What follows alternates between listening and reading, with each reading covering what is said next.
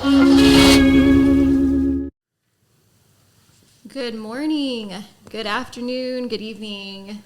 Whoever is listening, whenever you're listening, thank you for joining us. We are sitting here in Branson, Missouri with Mina and Brydon Brett, the power couple behind the YouTube channel sensation Bretter Together. Hey. Sensation, baby. Yes. Yeah, we're power couple. Absolutely. Yes. All the above. Oh, yeah, I mean, yes. Thanks for having us. Yeah, when you messaged us, we were super excited about it. And the fact that you came to us, that's just amazing. So thank you so much for making the trek. Of course. We have a lot to learn from you guys. So I'm excited for our listeners to learn from you and to get to know you. We're going to start off with some rapid fire questions just to break the ice here. I'll start with Mina. Well, I'll do this for both of you. Okay. Mina, you are from upstate New York. Yes. Brydon, you're from Branson, Missouri. Yes, Dallas, Texas originally. Via Dallas, Texas. Yeah, shout out to Texas. There's a lot of you out there. Yeah, that's true, yeah. That's pretty big. That's right. But what's one stereotype from each of the places you're from that's actually true? And one stereotype that you want to get straightened out?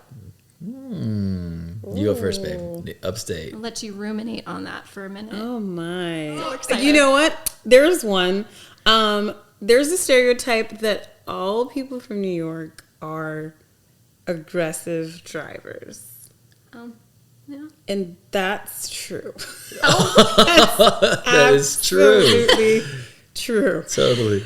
I am from New York. I didn't even learn to drive in New York, and I'm still a pretty aggressive driver. We talk to the other drivers in the car. I don't get it. And I don't understand. it's a thing. And I thought it was just like a family thing because my family definitely does it, but no, it's just a thing. It's a stereotype that I didn't realize was a stereotype, and then I was like, you know what? That's absolutely true. So there's one. There's one for you. Okay. I see it. I know. I was already nodding yeah, I've heard that one. I've seen that. Yeah. Yeah, I mean, especially if you've ever been to it's not, I don't think you can drive there at all anymore, but Times Square used to be Oof. 42nd Street area, around Grand Central, over there, people just drive like crazy folks, and you just have to, everybody's driving the same. Right. If you don't get aggressive, somebody's gonna get aggressive at you. You know what I mean? So you just kind of have to go with it. You have to. Yeah. You've got to be bonkers and yonkers. I would never drive in New York City. No. Never. It's just too nerve-wracking. You've done it. Yeah, I've done it. He's done it. He actually did really well. Yeah, I'm good. And okay. Yeah, I'm good. I'm good. I'm cool. I'm calm. I wouldn't want to drive with you in New York because I feel like your New York would come out crazy. I mean, it would. Oh my gosh. It would. That'd be cool to see, honestly. I'll be in the car with you. No, I just feel like it would be too nerve-wracking. I will never drive in New York.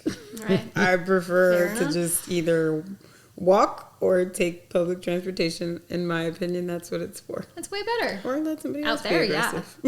Take a cab or an Uber or something. Right in. All right, so I'll go with Texas. Okay. The stereotype is that everybody has everything's bigger in Texas, right? That's what you hear. I don't know if it's a stereotype, but that's what you hear. And the state is bigger, and personalities are bigger, and I think for the most part that's kind of true. Everything seems bigger in Texas, and once a Texan, always a Texan. There's something about Texas I don't understand. Branson's been home for over 20 years, but and Texas still tell everybody he's from Texas. I will say Branson. One stereotype we get here is that it's for old people. It's country, it's all country, and some of the entertainment's cheesy, hokey. And while there are a lot of older people who come here, and there is country music, And some of the entertainment can be cheesy and hokey. That is not across the board. There is so much more to do. Sometimes like we play tourist in Branson, and we're like, this is a cool place, man. It's really a cool place. Like 9 million-ish tourists come here every year. It's a dope joint. So we really like it here. I've never said dope joint in my life. I was gonna let it go. Yeah. I was gonna let it go, but it did trip. Branson's a dope joint, babe. It seemed appropriate for the Said no one ever about Branson. Wow, it's a dope joint. It's a dope joint. Anyway. Getting back to your YouTube channel, Bretter Together. Yes. I have to say that clearly so people catch it. That's Bretter.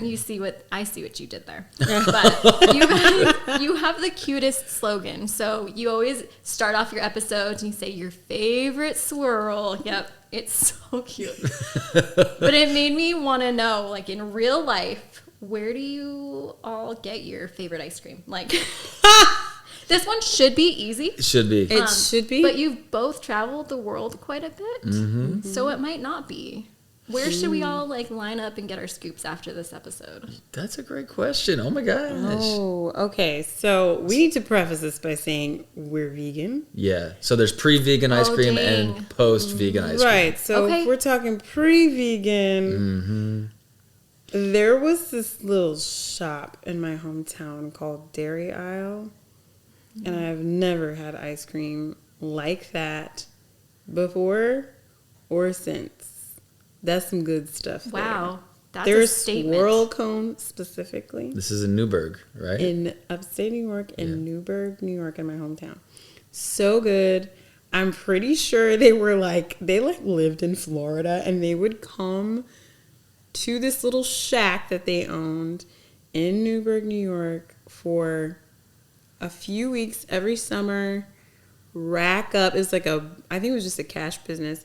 Rack up and then go back to Florida. I don't even think they lived in New York full time. I think they started out that way and then they just moved because they made so much money from it. Why not? It was like a legendary place in my hometown. Ooh. Okay. Dairy Isle. Dairy Isle, Newburgh. yeah, in Newburgh. I'm pretty sure they closed it down, there's always like rumors that they closed it down and then boom, it'll be open again. And so it's just like, I don't know if it finally is closed down for good or what, but it was always good. You get little clam strips with fries. Clam strips? Clam strips with fries. So good, but so questionable because what's a clam strip? pretty close to being landlocked. So I don't know how good it was to be eating clam. You said we're on the river, so pretty close to Manhattan, pretty close to ocean, but still a little questionable.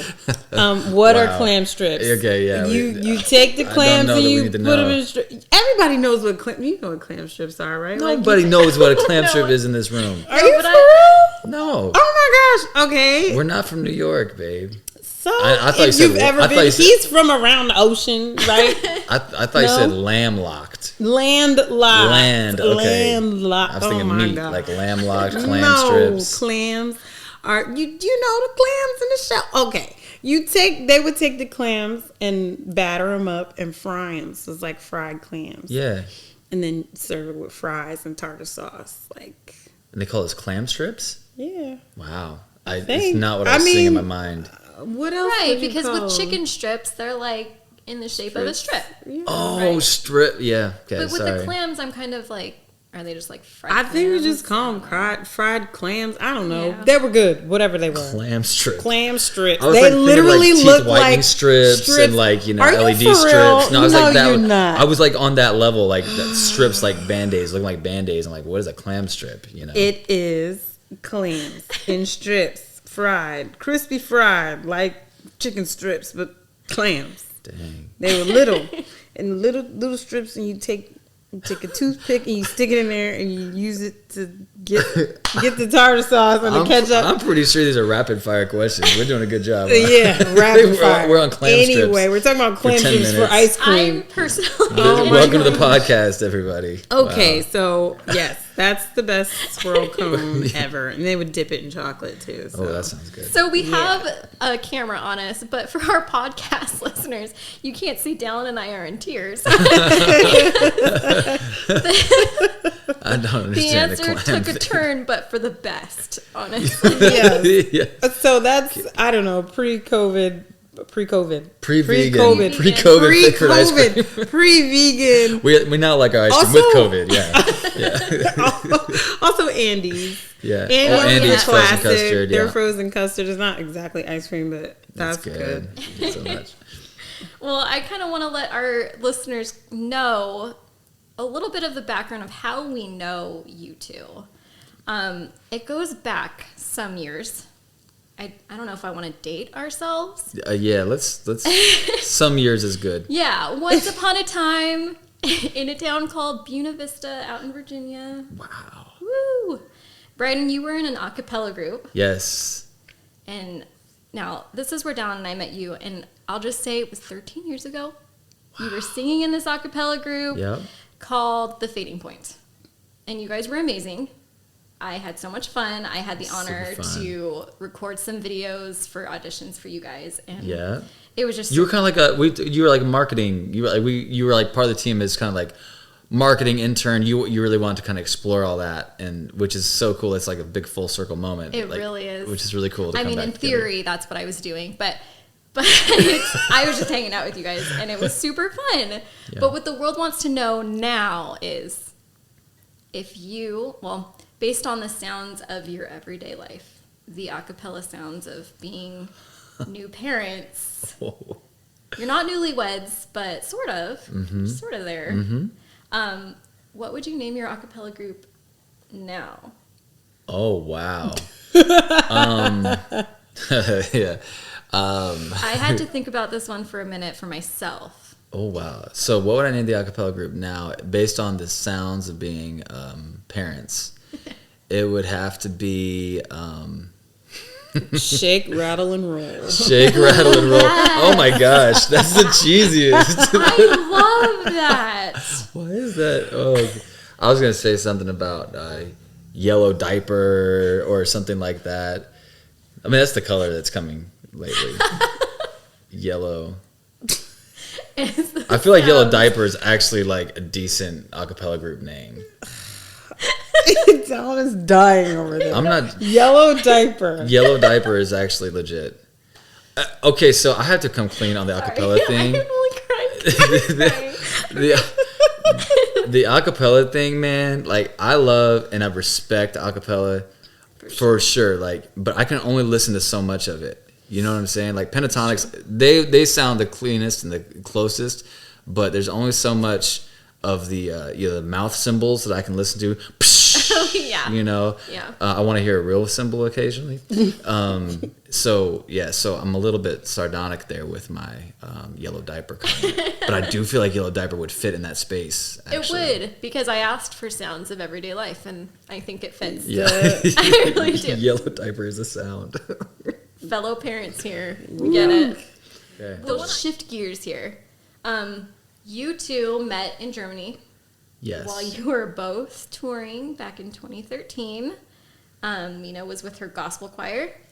Brydon, you were touring with your family. Mm-hmm. And you were doing the Brett Family Christmas show? Yeah. That's awesome. It was a whole serendipitous overlap in time.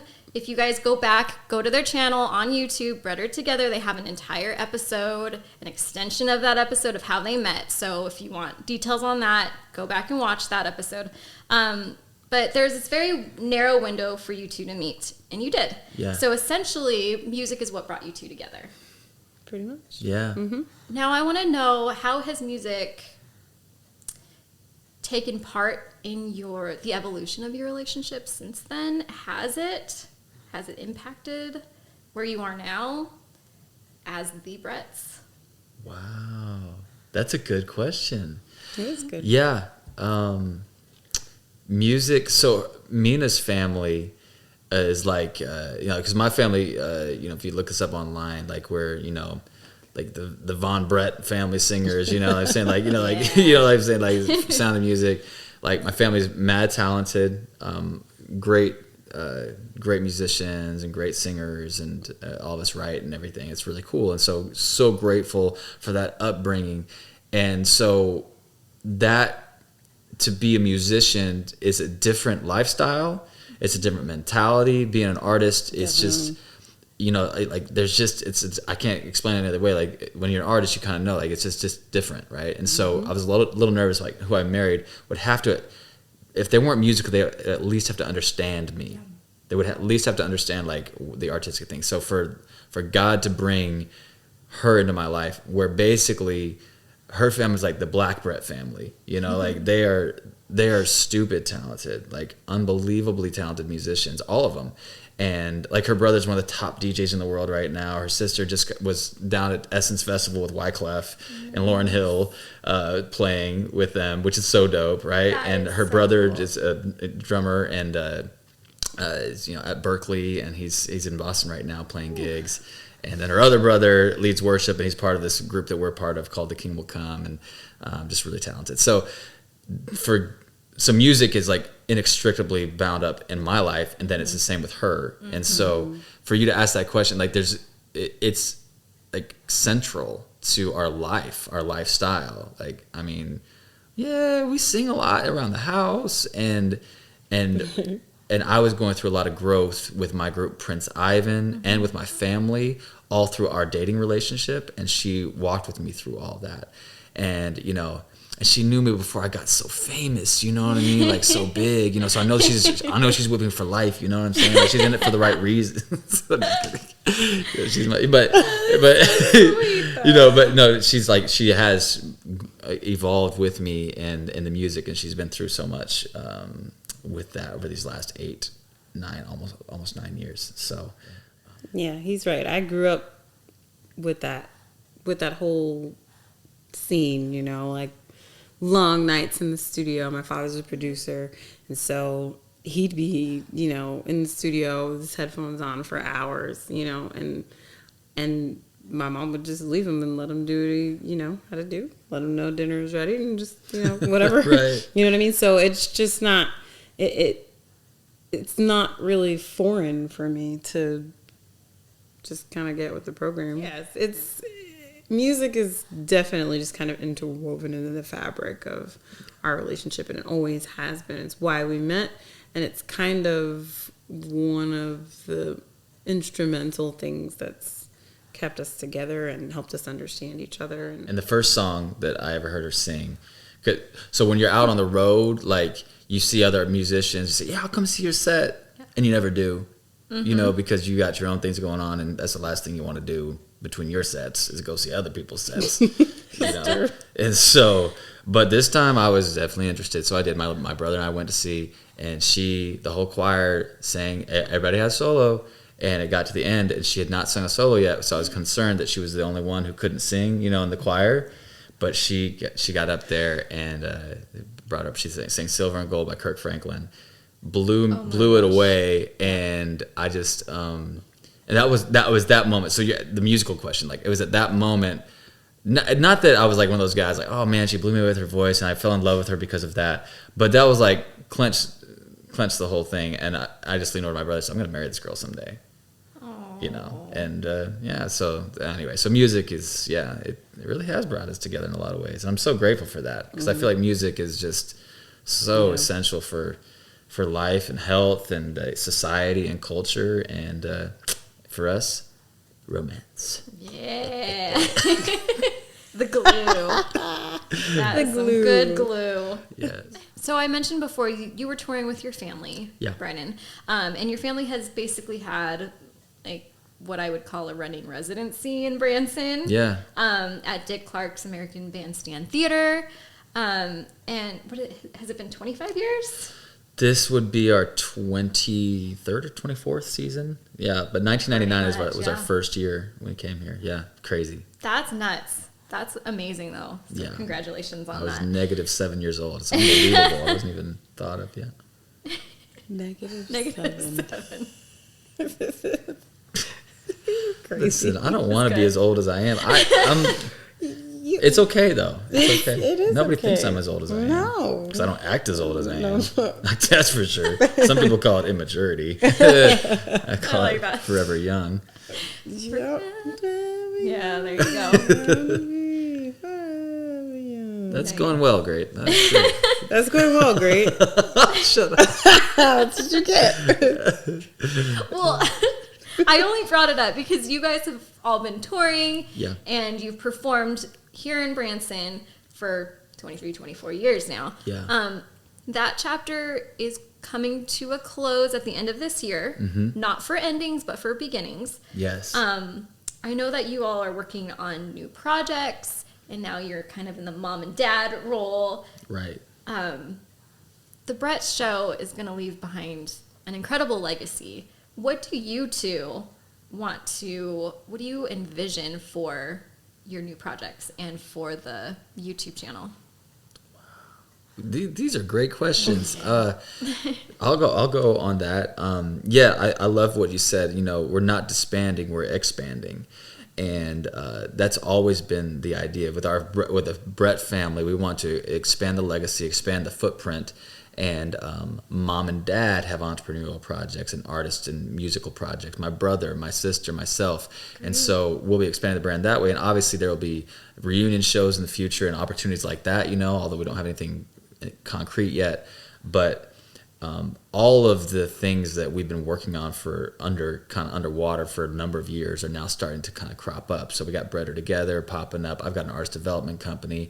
My main gig is with Prince Ivan, my buddy Aaron and I, and so we've got a project called the Unity Project that is basically a DEI offering. We'll be taken to schools and colleges, high schools, businesses, and churches. It's a musical project, but it's also an educational offering to try to bring people together around a message of unity and love. Wow. And everything. And I'm falling short on. If I'd have to show you the diagrams, like literally diagrams, like the master plans the of diagrams, the Excel spreadsheets, yes, like all of it, blueprints. The plan. We've got a lot of things planned, but it's all strategically designed around building bridges, religiously, racially, and impacting culture in positive ways.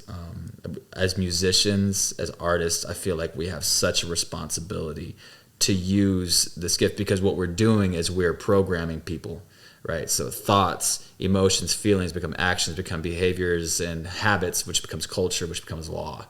Right, so that's like your river right there, Yeah. And so we are at an inception point of culture where we are influencing thoughts and feelings and shaping that, and that ultimately influences the culture and the policies.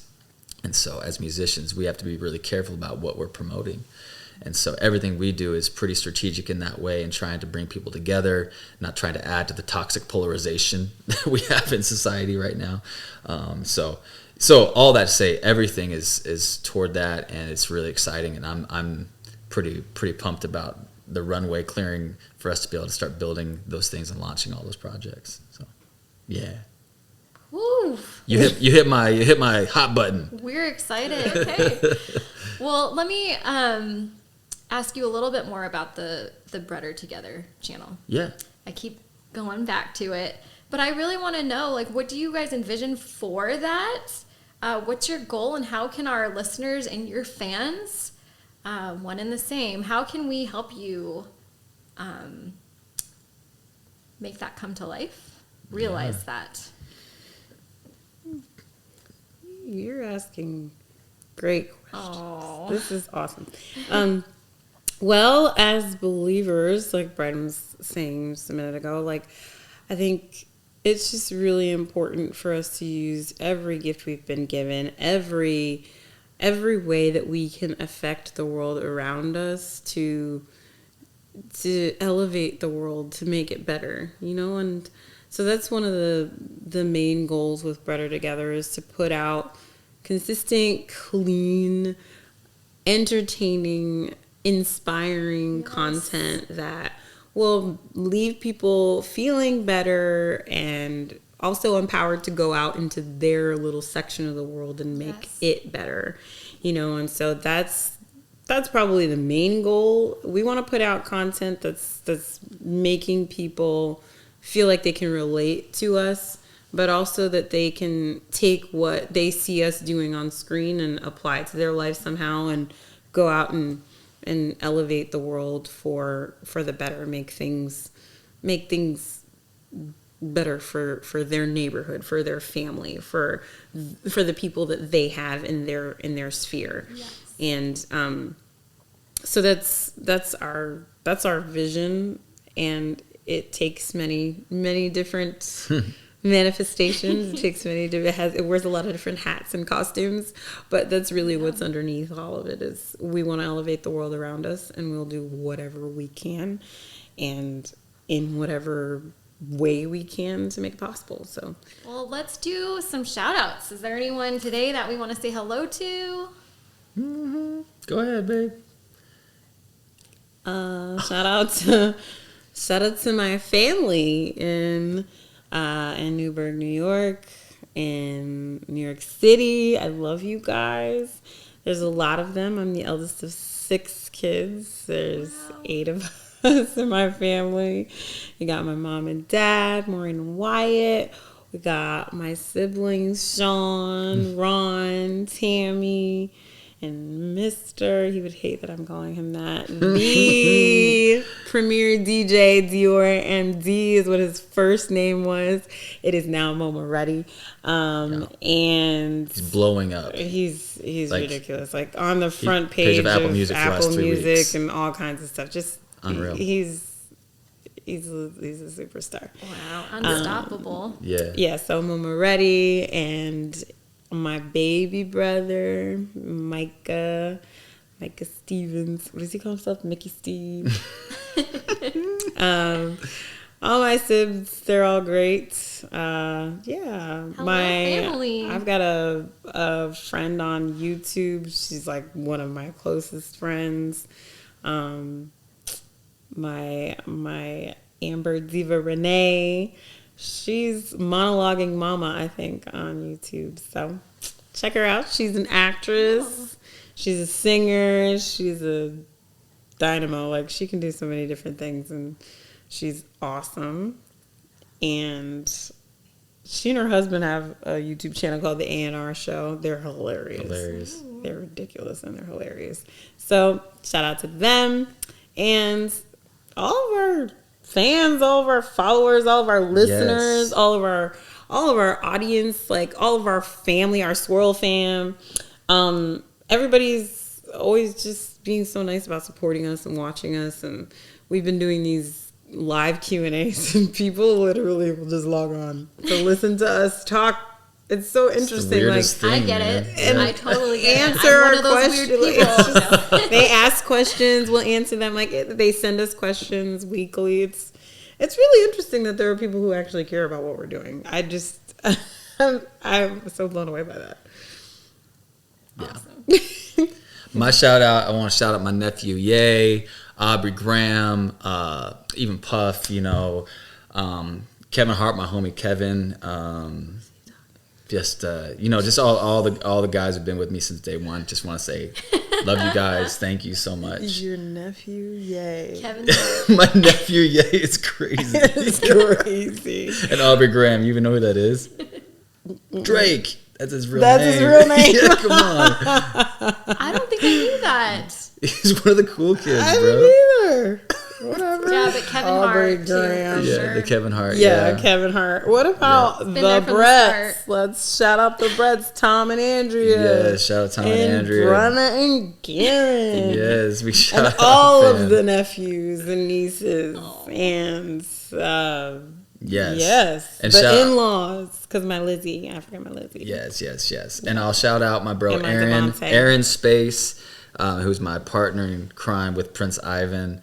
Fantastic. So definitely would love people to check out the Prince Ivan project because it's really, really cool. And he's amazingly talented. He was just out in New York with AJ McLean of the Backstreet Boys. He's going on tour with the Backstreet Boys.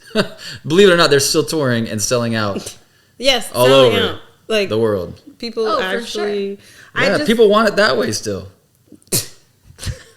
Dang, babe. You tried not to laugh Dang. at that. They're kind of larger than life. All right, next question.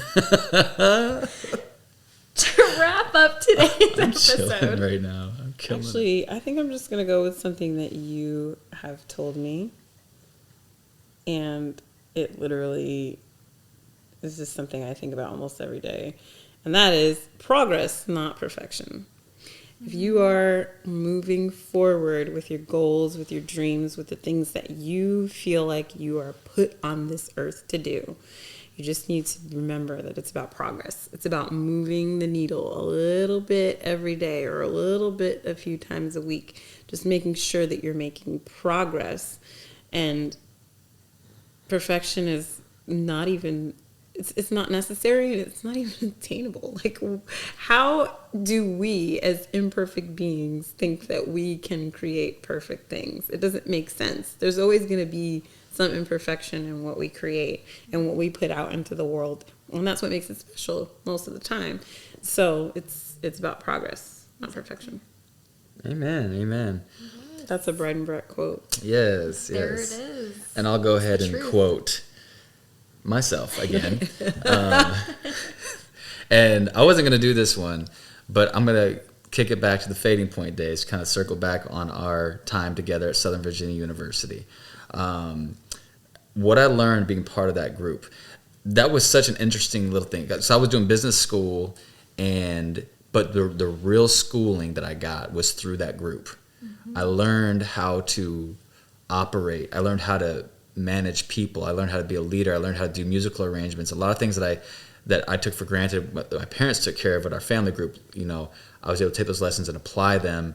And I was learning business in the classroom, and I was able to apply that to the Fading Point. So we blew that group up. Like, it became like super popular, which is really interesting. And it was really, really cool. But in doing that, to make changes and to grow required doing some uncomfortable things. It required changing some of the relationships that we had in the group and asking more of some people, and some of those people were not able to grow with us, and so they had to leave the group. And those are very difficult conversations to have. The administration, and there's some people who were opposing what we were doing in different departments, thinking that we weren't like official or whatever. And so the overall lesson I learned was, if you're gonna move your feet, you're gonna step on toes. And you just have to be okay with that. Either that or don't move your feet at all. But if you move your feet, you're gonna step on toes, and you have to be okay with opposition. You have to be okay with a little bit of I wouldn't even call it conflict. I would call it creative tension. That creative tension dynamic is really important for any kind of growth, and you need to embrace it and lean into it. And that has proven true over and over again, especially in the music business, man. And don't be content, like she says, move the needle. The only people who achieve anything in the music business and in music and art at all are the people who move the needle, whether it's for good or bad. They have to move you in some way. People are all up in arms with Miley, what she did back with the Wrecking Ball, right? But she moved the needle, right? Versus the people who stay put and don't do anything, right? We're not recommending. We're not recommending. Be Miley, but But do the Wrecking Ball in a positive way. Yeah. Yeah. Don't be afraid to step on some toes, man. You're gonna have to, and so I think I'm saying that preemptively too, because I think we're gonna be stepping on toes. We try to be peacemakers as much as we can, but sometimes you can gauge the importance of your mission, the quality of your mission, by the quality of the opposition that rises against it. So sometimes there's some good opposition, and we're looking forward to it.